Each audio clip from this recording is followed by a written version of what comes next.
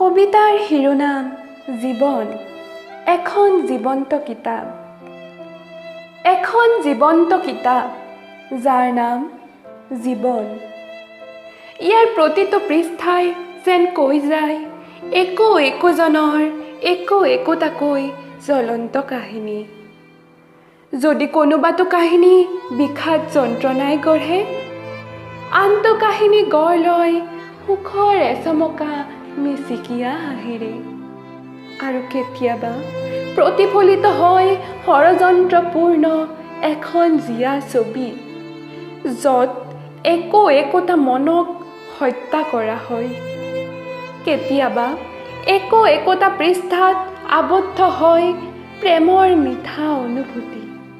তাৰ পিছত হয়তো নিবদ্ধিত হয় বিচ্ছেদৰ বেদনা, নতুবা মিলনৰ আনন্দ, যাৰ নাম বিবাহ, এক পবিত্ৰ বন্ধন।